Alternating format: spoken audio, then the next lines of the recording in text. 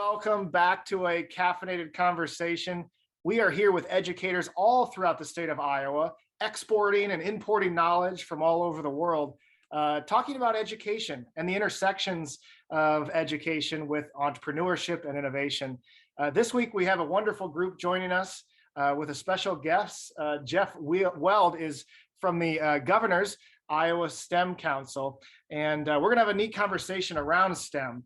And how that interacts for students, but also within the entrepreneurial ecosystem. We just concluded a little round robin with some of our attendees this afternoon, and always nice to hear from folks doing remarkable things all throughout the state. Jeff, how are you feeling this afternoon? Great to have you. Benovator, it is so good to be with you all. I spent the day buried in administrivia. And it's so nice to be with a group of thinkers to cap off the day. I really appreciate the invitation, and I really appreciate reconnecting with folks here. Rob is a charter member of our STEM Council. Link has been a close friend and investor at times in the efforts of the STEM Council. So I'll get at least a little bit of a lift from two of the folks who are on with us today. All right, well, sit back, relax, and let's enjoy a nice caffeinated conversation together. Appreciate all your work, and I think that's probably a good segue to ask for a little bit more of an introduction to you, how you spend your time, the council, and the work that's being done there, as well as Future Ready Iowa. Yeah, really, thank you, Ben. And every one of you is in the work that we're all talking about, a Future Ready Iowa, STEM figuring prominently into the future readiness of today's youth and today's adult learners, for that matter. But we've been at this for a decade, and only lately I've been directing this organization for the decade, and it seems only the last 2 or 3 years have I really come to understand what it is we do at a meta level. And I have an analogy I want to try on you all. I'm a great fan of aerospace and aeronautics, and I'll bet Link is too, given his background, and who doesn't like to geek out on airplanes.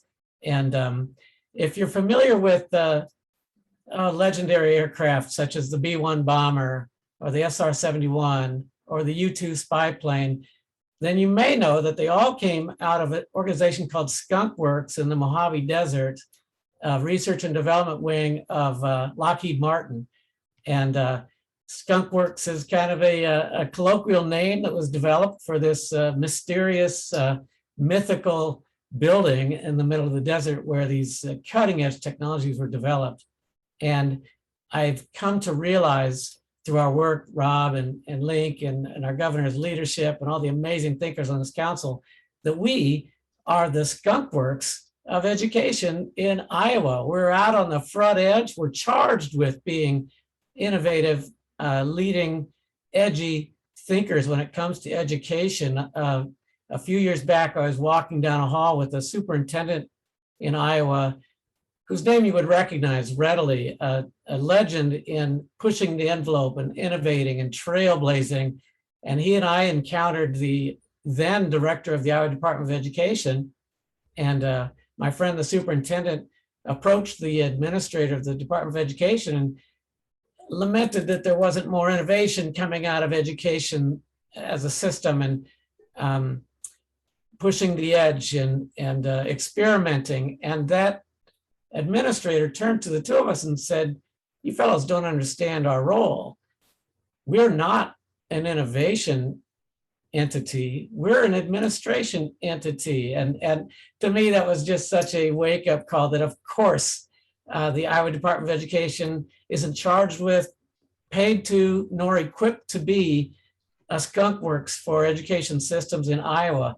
But that helped me understand, but that's exactly why Governor Branstad and now Governor Reynolds stood us up and fund us and support us and give us a pretty long leash, right, Rob, to innovate and push some boundaries. And it's so interesting at 10 years now, I think the ultimate flattery of our work is that what we pioneered is permeating the Iowa Department of Education now as standard practice, as enculturated. It's permeating workforce development and economic development and the AEAs and a 4-H extension and a variety of nonprofits across the state. And I think that was the original hope and vision of the STEM Council, was someday we may work ourselves out of a job by blazing trails and pioneering solutions to education systems adaptation needs. And when everybody catches up, we will have done our work. We're not there by a long shot. I have to guess we have another decade in us, but our brand has become connecting educators and workplaces, much as the subtitle of last week's summit, Transforming Education for the Workplace. And I think we all have a soft spot, I should say, in our hearts for a certain type of the student on the spectrum of students, the bell curve, which represents students of Iowa. And I think our STEM council's really honed in on the underserved, the least served, the historically underserved. That can be students of minority races and ethnicities. It can be children of poverty, children of disability, rural children that don't have the same access. And then to lump it all together, I'll call them students who are lost at sea. And by the lost at sea, I'm talking about the letter grade C. You've known them, I've known them. They constitute the main bulk of the bell curve, right? One standard deviation either side of the mean. That collective body of students who drift through their school experiences, they arrive at college undecided, they squander a year or two partying, and then they finally discover their calling. We can do so much better. And these students who are lost at sea are awaiting an inspirational opportunity. And I think the STEM Council's programming has earned the brand of rescue. I've seen it, you've seen it, the children pre-K-12 with whom we principally work. When we connect these students to purposeful employers and organizations, the light bulbs light up. They finally understand what that algebra is all about, and economics and history, social studies, foreign language, family consumer science, biology.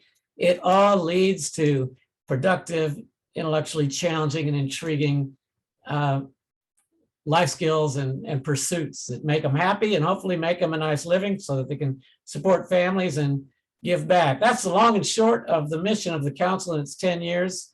Wrapping it up, I'm a faculty member in the Department of Biology at the University of Northern Iowa, but I haven't taught a class now in 12 years. I don't dare go back now because my teaching years predate CRISPR and predate mRNA vaccines. There's an awful lot of biotechnology I'd have to get up to speed on, so I think I'll just stay on the administrative track. Well, Jeff, that was quite the introduction, pal. You took us 10 years back and all the way to the state of now. Yeah. Thank you for such a interesting perspective on how the work started, but how it has evolved. And I love the analogy, lost at sea, waiting for the inspiration. I think you've already uncovered our tweetable thought for the day right out of the gate. So first and foremost, thanks again for being here and for that short introduction around the STEM Council's kind of why and the hopes of and the work that's being done across the state. You mentioned last week's Future Ready Iowa annual event, and it sounds like you kind of snuck in some of the key takeaways there during your introduction there. But if there's anything that kind of resonated that you weren't able to sneak into that thought, I'd love to create some space to just share a short update as to kind of how that went. And what's maybe the big takeaway. But if you've already covered that, feel free to jump ahead to my next question around the future of work and some of the specific skills. Maybe it's a bullet point list or some specific things that you see as very important for our youth as they're coming through our different STEM flavored programming. Oh yeah, these cue up beautiful thoughts. Thank you, Ben. I really appreciate it. And if you missed last week's summit, it's archived at iowastem.gov/archive. But what an astounding day. 700 Iowans across industry, higher education, pre-K-12, informal, local and state government, 4-H extension, universities, community colleges, private institutions, daycares and Head Start and the whole gamut of the human zoo of Iowa in a room socially distanced as best we were able, taking appropriate precautions. But oh, there were a lot of nuggets. I'll just give you two or three. The intent was straight talk. We had several hundred K-12 teachers, dozens and dozens of community college and university instructors, and as I mentioned, the business, industry, employer sector, all facing each other. And our intention was to go in there and let's not be the typical conference where everybody takes their turn at the stage to help tell us all the awesome work that they're all doing. And there's a lot of awesome work being done in Iowa, but we really didn't want a parade of all-stars before we had kind of a calling out, a gentle, respectful calling out. So we started the day with a young man, a ninth grader from Sioux City, imploring us all, the 700 people in the auditorium at Iowa Event Center, this little ninth grade diminutive fella, imploring us all, get him future ready. And of course, he was speaking symbolically for all the K-12 students of our state. And he's getting a wonderful computer science experience, as he attested to in his remarks. But he closed with, every Iowa kid should have the opportunities, the common experiences that I am having. And it was a poignant moment because all kids are not getting, in this particular case, quality computer science preparation in the K-12 pathway that he's able to get in Sioux City. So we thought that was very resonant. He was followed by three employers, HR directors at Principal Financial, Carrie Gunn, HR director at Interstates Electrical, Andrew Rolfs, and Diane Young, the owner of an environmental analytics laboratory in Cherokee. All three of them took to the podium and made kind of the same plea to the room. Help us draw talent for the 21st century to our operations. For Iowa to be future ready, we need young men like the speaker, Langston from Sioux City, who constitute the stacks of applicants, hopefully, for their open positions in the future. But they all observed that it's a real tug of war right now to draw talent into their operations, especially in the STEM domains, data analytics and programming and financial analysis and the scientific realm in Diane's lab, the microbiologists, and on it goes. So that was kind of the tough talk that launched the day. We spent the middle of the day profiling 8 programs across Iowa, sets of programs that really are blazing trails. And then we closed with some high-level speakers, Debbie Durham, Beth Townsend, Paul Gaussman, superintendent of Sioux City, Mark Putnam, president of Central College, Steve Schultz, president of NIAC, speaking on behalf of their entire sector about what those organizations, what those entities, what those systems need to do to help us be future ready. I was struck by one quote, being a fan too of tweetable commentary. Jane Lindeman, the superintendent of the Waterloo schools, was profiled, her career academy profiled for some K-12 work-based learning experiences that the students are enjoying in Waterloo, an astoundingly innovative plan, not fully fleshed out yet. But Jane Lindeman said, our goal is no 12th grader graduates here with no plan for the future. And I said, voila, that's the answer to these kids lost at sea. Waterloo is going headstrong and headlong right into the solving of the lost at sea conundrum and graduating soon all Waterloo attendees to a future with direction to it. So I love that. Very nice, very nice. Yeah, that's that resonates a lot. Whatever direction it might be, having an understanding perhaps of those signals to guide these students. There's a lot that can be done to foster such an opportunity to guide those lost at sea. Thinking about entrepreneurship, shifting gears a little bit here, I'm curious, when you think about STEM education, it's always interesting to me that you have the acronyms that are so important. And for me, I'm perhaps a little biased when it comes to entrepreneurship and the importance of it. It would be easy to say, well, let's just add another acronym, right? And lean into the entrepreneurial aspects of these students' experiences. But it doesn't feel like it should be its own silo. Instead, it should almost be like a ribbon that weaves those different types of learning environments together. And so without kind of guiding your answers by any means, it's just an area that I'm passionate about. And I'm curious, when you think about entrepreneurship and how it impacts these STEM curriculum, what comes to mind, and what are some of the things that are being done to continue exploring those opportunities? Yeah, entrepreneurship, by the way, entrepreneurship is woven into the goals of the National STEM Education Strategic Plan now as an imperative. And that's really because not all these kids are going to be entrepreneurs. We all know this. In fact, by the way, before I go into this mini lecture here, it occurs to me that one of my handicaps in leading Iowa's STEM initiative is that I'm much more interested in listening than talking. And so to talk at these amazing thinkers is a natural for me, because I really look forward to learning from you all, but I will go just a little bit into this rabbit hole and look for feedback from you all. The federal plan put entrepreneurship in there as an imperative, not because all kids are going to be entrepreneurs, but because the skill sets that you all know to be foundational to effective entrepreneurship are skill sets translatable to any experience, whether it's parenting, child rearing, starting a business, functioning within a business that's pre-established or nonprofit or education setting or what have you. So I totally agree, Ben. I think the STEM Council would completely agree that entrepreneurship skill sets, framing questions, analyzing solutions, comparing and contrasting solutions, testing, evaluating, feedback, and reiteration, on and on it goes, are the so-called soft skills that I think we all value in friends, family, and employees. And there's some fantastic examples of that taking place in this under the STEM Council's umbrella. I cannot take credit.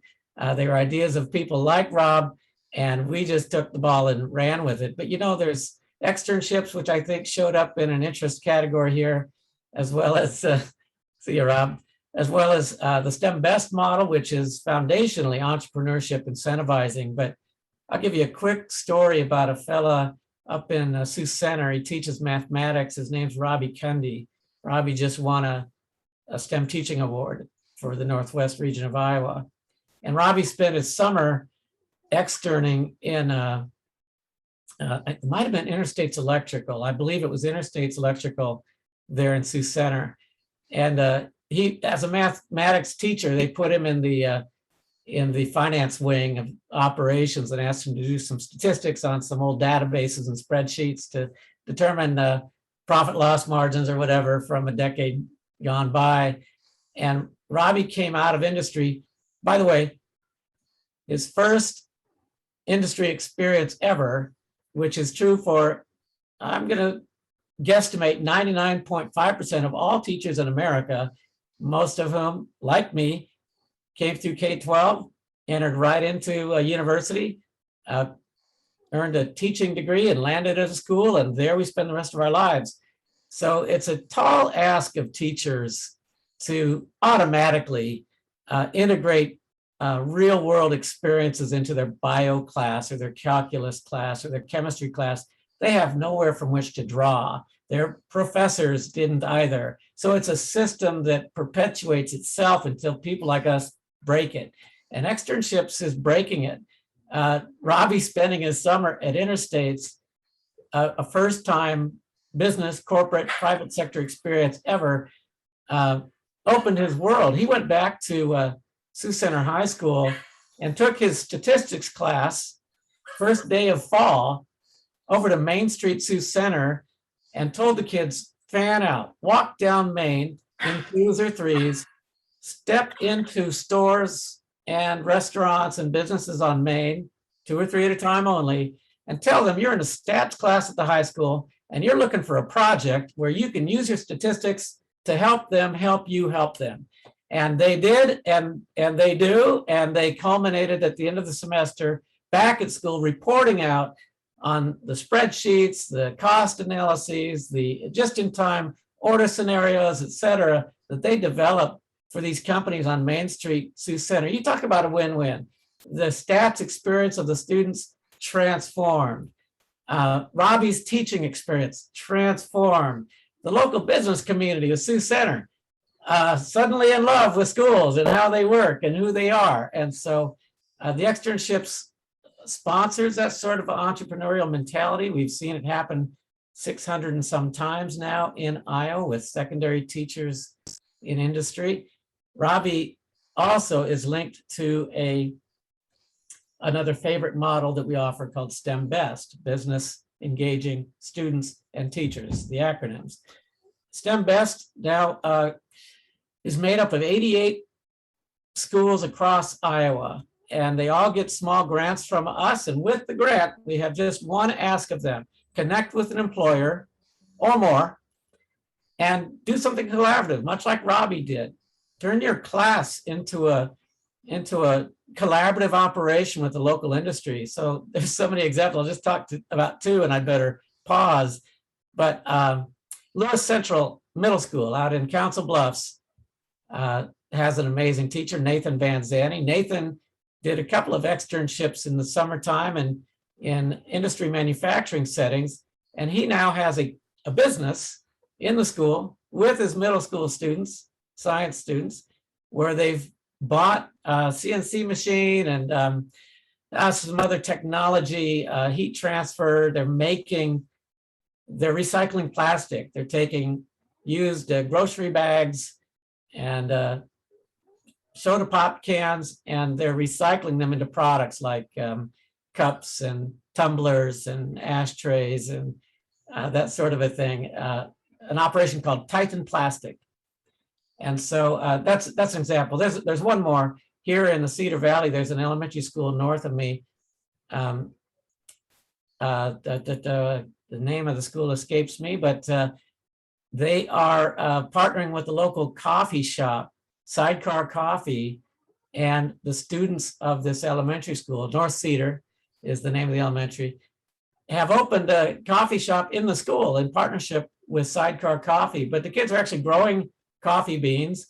They're designing their own brand, their own logo, having them printed on their cups. They're price pointing the cost per cup of coffee. They're peeling off customers from the local Casey's and opened up a little vendor wing in the building there. And all, of course, teaching all kinds of lessons to these kids about mathematics, about botany, about economics, about customer relations. And there's 86 more of them across the state, but I'll pause there. I put a lot on the table. I want to learn as much as I give. Those are fantastic examples that are really inspiring, right? Blurring that line between the classroom and the community. I love that example of the stats class of students cruising around Main Street and exploring those opportunities. The business owners were probably thrilled to not only see some fresh faces walk through the door, but get excited about what they were up to and the opportunity that the business has to benefit from those students and the teachers' experience through the externship program. Jeff, that was one of the original ways that you and I connected was, I had not heard of that word before, so it caught my attention, but the interactivity that provides both the business community, but also the educational environments and teachers, having these cool conduits to interact while, being compensated along the way is such a powerful way. I'm curious, when I hear some of these examples, how much flexibility do individual educators have to explore these types of ideas or to hear that example and, make a ruckus in their own classroom? Are they encouraged to do so? Or is it on the other side of the spectrum where there's almost like, tension if you go out and try to do something outside of the norm? Yeah, I saw that question come up and I chuckle when I think of it because we're in a system that's not built for what we're doing, right? That's why we are all innovators. And that's why we're all probably natural born edge pushers, troublemakers, disruptors, because we're disrupting a system that's not built for what we're trying to do. And as I mentioned earlier, it starts way back with teacher preparation. None of the teachers we work with were prepared to do what we're doing. And that's no knock on their professors. I was one of them. I still have a faculty seat at UNI, like I mentioned. But having known teacher preparation, having been a teacher preparer, most teacher preparers at our colleges and universities were former teachers. That's great. And then they became scholars, and that's great. And now as scholars, they write, they publish, they chase grants, and they teach classes. That's their life. And so again, when they turn out a teacher, they turned out someone a lot like them. And that's what systems do. Dentistry schools create dentists like the last generation of medical schools, maybe less so. I think there's a lot of innovation going in medical education right now, but I think there's a wonderful opportunity we have here to rethink how it is that we prepare teachers, because it is a brave new world in education, and what worked well in the 70s, 80s, 90s doesn't work well now. What you described, what I shared with you regarding Bobby and Sioux Center, that's the future of education. I think we all see that as where education needs to go writ large. And there's enormous numbers of inhibitors, I'll call them institutional constraints to that vision.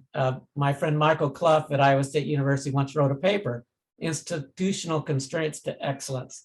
And he named off all of the barriers, all the hurdles that are in place systemically that we have to sometimes tiptoe over, sometimes we trip over, sometimes we just plain demolish them. But they're not going to surprise you. Things like the credential of the teacher to supervise kids down Main Street in Sioux Center is a licensed credential that comes out of the Iowa Board of Educational Examiners. It's called a multi-occupational endorsement, and it's a little bit of a pain in the butt to get. It costs money. It requires college coursework. It requires thousands of hours in a workplace. Few teachers want to go get it, but that's the hurdle to awarding credits out there in the community to students who would like to earn math, science, or economics or social studies credits for being out in the work world. There's maybe one teacher in an entire district who's qualified through that license to award that credit. And that's a real bottleneck, but I'm so pleased we put this bottleneck in front of Governor Reynolds just lately, and she is committed and charged us with exploring how we can relieve that bottleneck.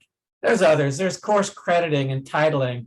The universities, as you all know, expect certain titles of coursework on transcripts. Chemistry 101 have been taken in high school. If it's chemistry in the community, it's not going to count. And so we have to be careful with what we call things for transfer reasons. The main thing though, Ben, the reason I chuckle is because years ago I was a high school teacher in Pella, as well as in St. Louis. And we were all handed the so-called core standards of the State Department of Education. Everywhere I've worked, I was handed the thick document, cover this in my high school biology and chemistry courses. But when my laboratory door closed, there were no standards police coming to verify that I had in fact taught the morphology of the mushroom. I could have spent the entire semester, and should now spend an entire semester, on CRISPR technologies. And I don't think CRISPR technologies are even in a standard. So we've got some work to do there with the standards. But to teachers who say to me, I really can't just go down Main Street with my students, I won't be able to cover the required standards, I say gently and respectfully, no one's watching, really. You can do almost anything you want. You're a professional. Stretch the limits. Anyway, happy to hear wisdom from you all about whether we've got it right and what we can do better. Yeah, that's interesting with some of those barriers that you mentioned. Maybe we can get a link to that paper that has them listed out and continue to explore ways to work with existing stakeholders to make sure things are kind of checked off the list that needs to be, while also creating room to innovate and explore some of these fresh opportunities through successful stories that might translate into someone's interest in exploring something similar. So Jeff, those are awesome suggestions, but also examples to support those thoughts. There was something that you said that kind of sparked my thought around that almost willingness to make a ruckus and be an educator in it, but also how that success you get that teacher doing something that is perceived as successful, or an organization that is seen as innovative. How are those folks motivated to stay that way, versus potentially finding that successful groove, and all of a sudden it becomes outdated, almost closed-minded because it's worked in the past? It's like this endless willingness to evolve, but at the same side, you go too far and all of a sudden it's not working. So I don't know if that comes through as a clarified question, but maybe a little bit more to riff on for you before we kick it out to the group. Here's some questions from them, and start closing things down here this afternoon. Yeah, real quickly, I think of this poster that hangs in my office. I wish I could show it to you. Produced by Hewlett Packard. The title of this chart is Dark Night of the Innovator. And I'm sure some Hewlett Packard innovator designed it. And it's a line graph over time. Time is the x-axis. And an innovator begins with an idea that is celebrated, and folks get charged up about the idea, and the innovator is told to run with it. And then, so the enthusiasm is the y-axis. High enthusiasm when the innovator first broaches an interesting idea. And then over a short period of time, the idea starts to sound hard and disruptive and inconvenient. And the enthusiasm drops, and there's a nadir, this low point in the innovator's life. And that's the dark night of the innovator, when you don't have any friends and nobody's on board with you, and everybody thinks you're a crackpot and this is crazy, and stop it because you're making trouble. You're going to make our lives difficult.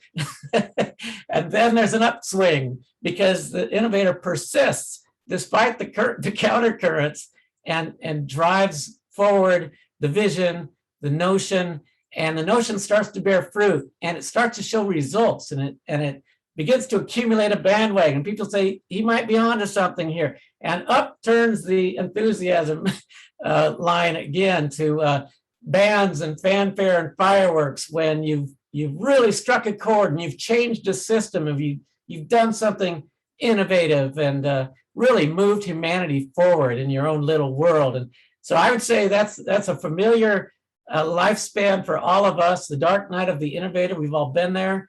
We may be there now. We'll certainly be there in the future. It seems to be an addictive lifestyle for all of us, that we want to make things better. We look at everything we do and we think, how can this be done better? And can I make it better? It's a habit that we were cursed with or blessed with, whatever you want to call it, that really become the people who change the world. And I think I'm among them here.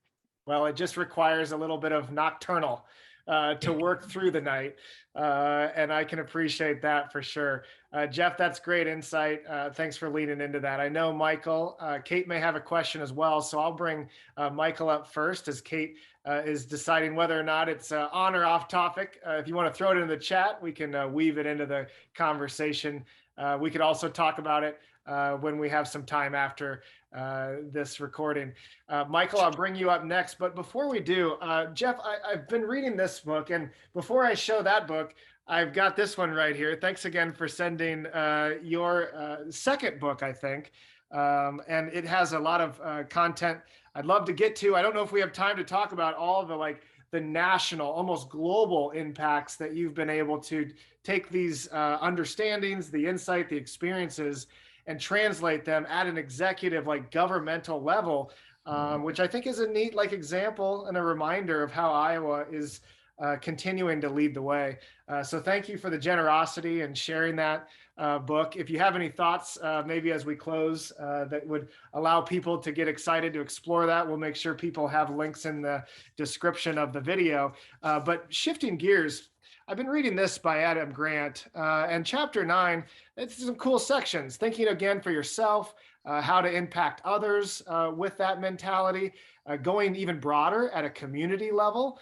And then chapter 9 caught my attention as I was preparing for our conversation, because it leans into education and the opportunity we have to encourage kids to think again, to question knowledge, to almost get excited about curiously doubting their assumptions. When you think about that type of mindset that maybe goes against the single answer to a question, or the active learning versus more of the the lecturing style. There's all sorts of things that we could spend another hour talking about. But as you kind of explore that opportunity for educators to encourage students to go outside of maybe the box of the past, what are some tactics? What are some examples? You've already shared a few. Anything you'd like to share in that kind of realm of rethinking or discovering new layers of understanding? Oh yeah, that's big news in this current climate. The anti-science backlash to some degree with the COVID and so on has a lot of STEM educators thinking, where did I go wrong? With so many people. And I have this conversation a lot with my faculty colleagues who lament, oh, climate change is a good one. You can walk through a biology department at the University of Northern Iowa and you can find a lot of climate change advocates, a lot of climate change fear and knowledge. And you can sit in a faculty meeting and there too, you'll hear the lament. How do we have all these citizens in denial or ignorance about climate change? And the response that I want to put out there, that I'll gently and respectfully put out now is, well, we had them. We had them all in our classes once, and whatever we did, it didn't stick, did it? And now, same thing with regard to vaccinations and messenger RNA and immune response and toxicity and horse dewormer. We had them all in our classes once, and whatever happened for a small minority, this is certainly not a generalization. Most youth, most citizens of Iowa, of America, of the world, are highly intelligent people, but there's some denials of the science. So in answer to Ben, I think that the STEM Best model that I put out earlier, when a student group and teacher explore a real world contextual challenge together, that is an entirely different learning experience than teacher up front conveying to you, here's how messenger RNA and translation RNA and DNA and protein product all intermesh. Have you got it? Because here comes a quiz. And that's what we've done to kids, and that they don't retain a darn thing. And when real world vaccine debates come up, everybody's drawing from nil in terms of memory. Yeah, I think my prof talked about this. Had they experienced it by crossing the street to a DNA Technologies in Coralville, for example, and done some collaborative projects, I think the world will be a better place when that sort of active, collaborative, exploratory nature of the sciences experience, rather than a litany of things known, becomes the standard fare in Iowa schools. Jeff, thanks for sharing some of those good examples. And I just want to share a really brief story on, I think that some of the warm your heart, warm the council's heart and the governor's, to demonstrate how willing I believe our K-12 communities are to help move the needle forward when it comes to encouraging higher ed to get better at preparing our future generations and stuff. I knew a Superintendent John Carver at Howard Wintershek. They're a future ready designated school, and he told me one time, John Carver. Oh yeah, nice. He told me once that he was worried that his graduates were going to go to universities and have and step back pedagogy, learning environment wise, and the universities weren't prepared for their level of readiness, right? So you know what he did? And I worked together. He put together a team of teachers that came up and presented to our School of Ed committee at Viterbo University in La Crosse. It was over a summer. nice. They all jumped in the van and they did and gave a well-prepared presentation and stuff. And I'm sorry to say it didn't get much traction in our school, but look what they're willing to do. Yeah. So I would love to, encourage that and just let you know they're out there, and how do we, bring them together and stuff. So I appreciate your good work and just really want to contribute as best I can. Thank you.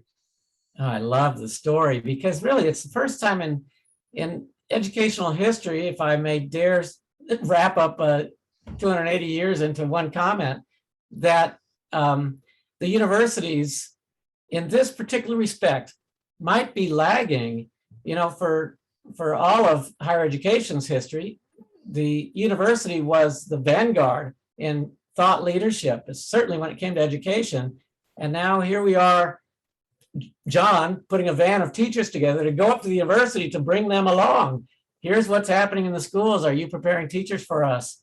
So it's an interesting new world in higher education. Thanks, Michael, for always popping in with a contextual question and a couple of examples as well. That's interesting when you think about cool programs that emerge and don't get the traction they need in order to actually make the impact that is available.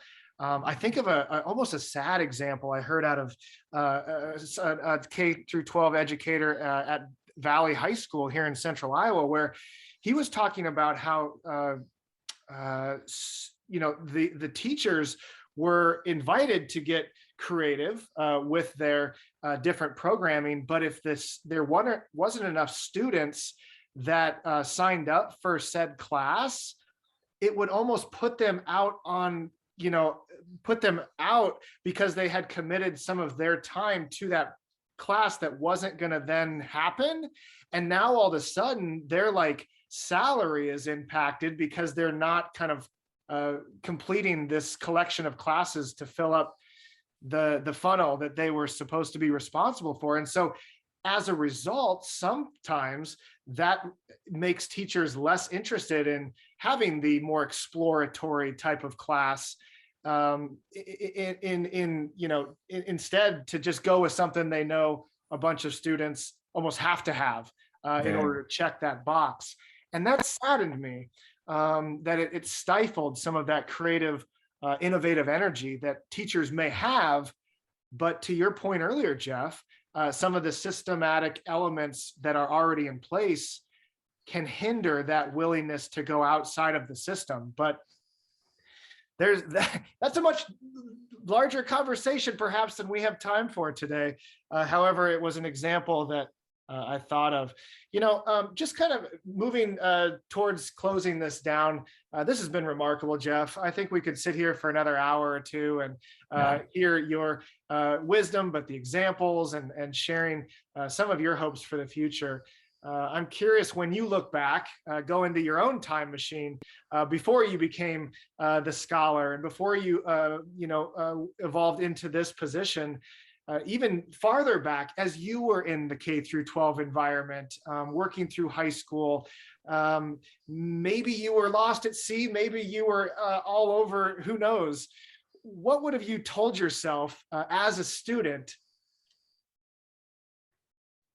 As a student, patience, don't let up, endure the dark nights, right? All of that. But yeah, there's probably a period, in full disclosure, I think I was probably lost at sea, as I think so many young entrepreneurs are. I go back to high school reunions, and there's a table of us. Now we're approaching 40th of these. There's a table of us who get together who have all really done astounding, not that I did, but this table of people I surround myself have done astounding things. They've all launched businesses that are wildly successful.